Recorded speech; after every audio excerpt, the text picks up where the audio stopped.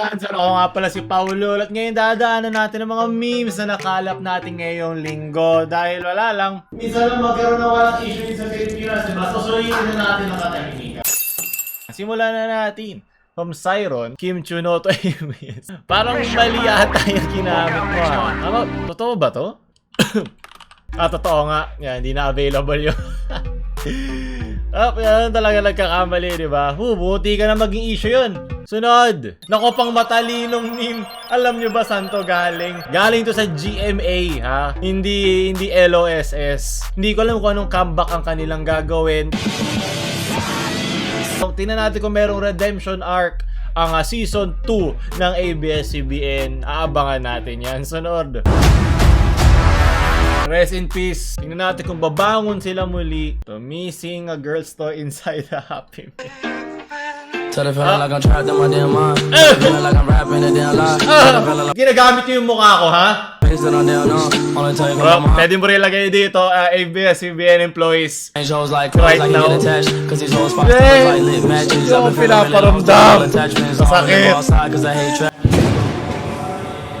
GMF to ABS-CBN franchise. Hindi nga, na-explain ko na dati, di ba? Hindi, ayaw nila yun. Tandaan nyo, may mga empleyado yan sa parehong mga kumpanya. At nag-iikot-ikot lang din yan. Yung mga referrals, mga kilala nila, mga nakatrabaho nila. Umiikot-ikot lang sila sa mga networks. GMA, TV5. Bilang isang tao na malapit ang aking tinapos sa mga multimedia na ganyan, mas gugustuhin ng GMA na buhay ang ABS. Pero dahil nga may mga politiko na involved sa issue na to, mas nagiging mas marumi ang kinahihinat na ng mga issue na ito. Kung gusto nyo panoorin pinag-usapan natin to, lalagay ko yung link dito sa taas. Panoorin nyo yung ulit-ulit. Sunod, from Shua, mas nauna pang. Totoo nga naman.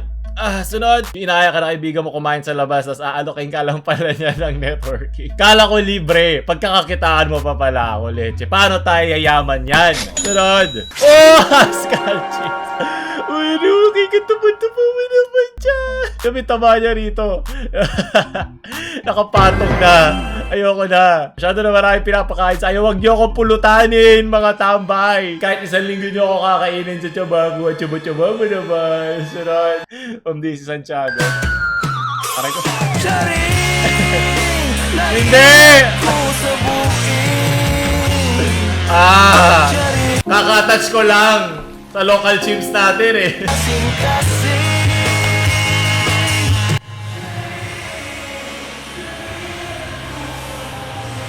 Nako, hindi! Bakit si Peter Griffin?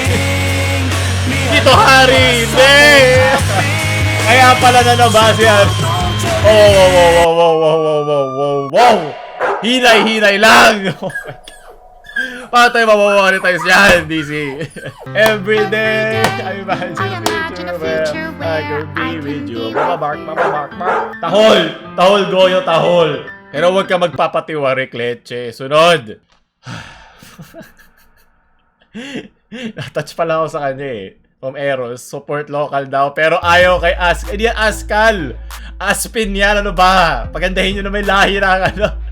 Pagandahin nyo naman yung lahi ng representan nyo bansa. Pumlutan ka ngayon. Sa sarap mong yan. Tahol kayo! Tahol! Daigaku ni kayawaseteru wake jan ne yo. From Edrens. Ay, kaibigan ka na. Pandalawang kanin ng punlutan yan. Yung isa kaldereta, yung isa menudo. Sunod. Bubusog ang mga tambay ngayon. From Max, made in China virus pa. Buhawa ka na, may inaaway ka nila. O Kumkis na daw ang kanyang official na pangalan. Yung Kumkis, hindi ka na Aspin. Hindi ka na local chimps. Hello mga kaibigan. Miyembro ka na ng pamilya. Sana nagkaroon din ako aso ng bata ako. Hamster lang, tsaka mga lovebirds yung mga inalagaan ko. Gagamba, tsaka ano pa ba isa?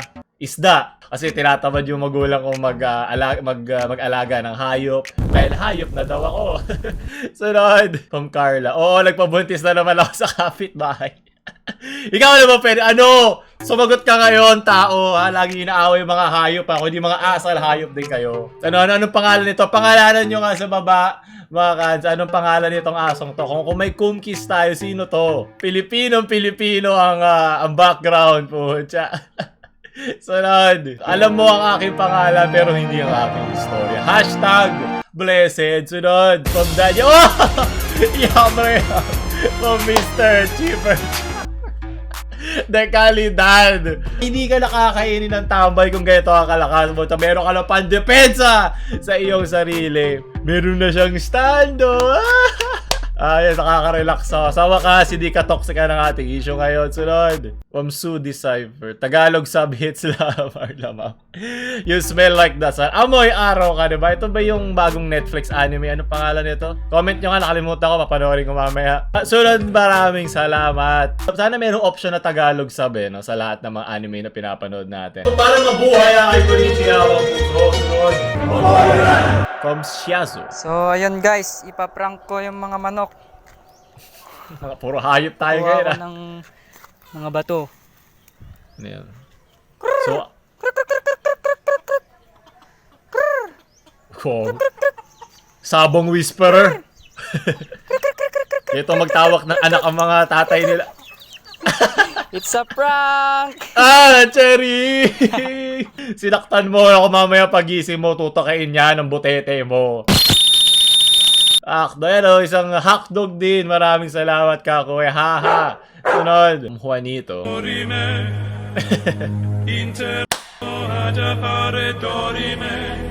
Copyrighted to. Dasalan lang natin ang buong Pilipinas. Tulungan mo kami, cookies, ng iyong kakyutan bago ka kainin ng mga tambay. Aray ko! Aray ko! Ito yung lalabas pag sinubukan yung kainin to. Pag ginawa nyo itong pulutan. Dorime. Sunod. Oy, anong breed to ng aso? Pamtatalin. Ang cute naman ng mga to. Cotton candy po siya nanginginig ng SB19. Kung kanina chimps ng kahirapan, ito naman ang tricycle driver ng kayamanan. Ano to? Laitin mo nga to, Buknoy. Patay! Yari! Wasak ka dyan. Sobrang yaman ni Tito Tulfo. Patay! Yare, yare.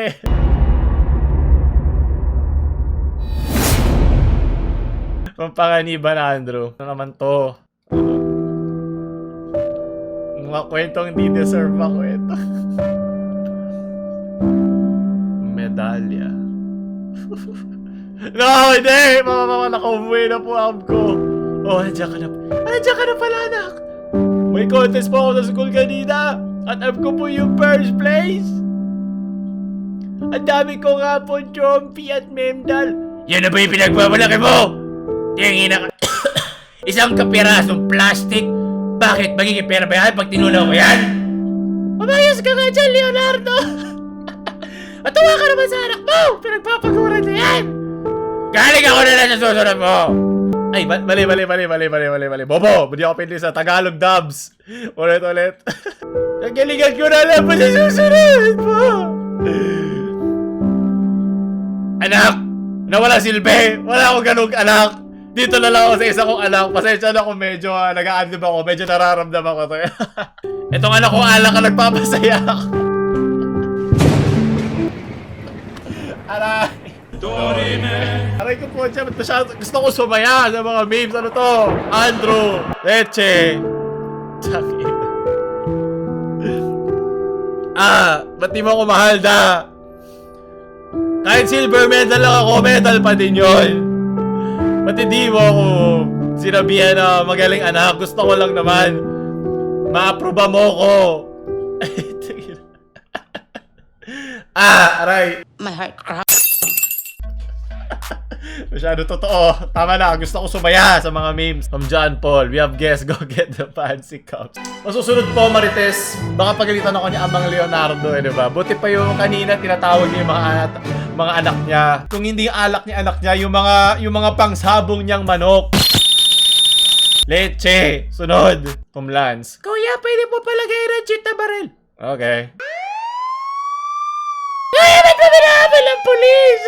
Yan, nakakamiss yung mga ganyan. Utong-utong bata. Hoy, bakit ka nagpo-pour na dyan? Doon ka sa sulok. Diba, hindi ka marunong pumili ng pwesto. O yan. Hindi ka lumaki sa comshack. Pwe. Kung dapat sa may sulok kapag nakatalikod ka. Tapos papabilis ang mag-alta po siya. Doon na practice sa mga daliri namin. Sunod. Carl. 2 beses na yan! Be. Unang-una, pinagtanggol kita sa lahat ng tropa, ha? Lagay mo rito yung bago. Hindi. Dahil isa kang gago! Hindi. Dito ka pa nakatira sa bahay ko? Pinapatira kita? Lord! Tama na, puro kalungkutan lang to. Remember these three, this is them na. Oh my God. Oh, parang gano'n din kasi parang utak bata rin lahat ng mga nandito. Pinanood ko to, itong video na ang daming mga fallacies. Hindi naman talaga korte yung pinapanood mo. Naggugulangan lang itong dalawa sa batang ito. Ang hirap kasi dito sa video na ito, ang daming mga sumusobra na sa mga sinasabi sa kanya. At hindi magandang rason yung, sinabi mo to so sasabihin ko din to sa'yo na mas matindi pa. Ang isang mali ay hindi tinutuwid ang isa pang mali. Kaya hindi magandang rason na dahil sinabi mo to, lalaitin ko yung pagkatao mo, lalaitin ko yung sexual preference mo, sexual identity mo, sasabihan kita ng iba't ibang mga hate speech at hindi yun maganda. Diba? Kaya nga tayo dito puro biroan lang. Iba, yung mga matatanda kasing YouTubers dito na nandudot-dot sa mga issue, masyado silang seryoso. Sila seryoso to the point na nagiging mali na tuloy yung sinasabi nila. Kaya bagay na bagay itong analogy na ito, itong tatlong batang to sa tatlo. Dahil isa talaga literal na bata at yung dalawa naman ay mga isip bata sa kanilang mga sinabi. Kahit may mga tama silang sinabi, dahil lang ba doon, pwede ka rin ba magpalusot ng mga lait na sumusobra na? Ang pangit mo. Yung pagkabakla mo, lawit na lawit. Alam mo yon? Ang pangit mo.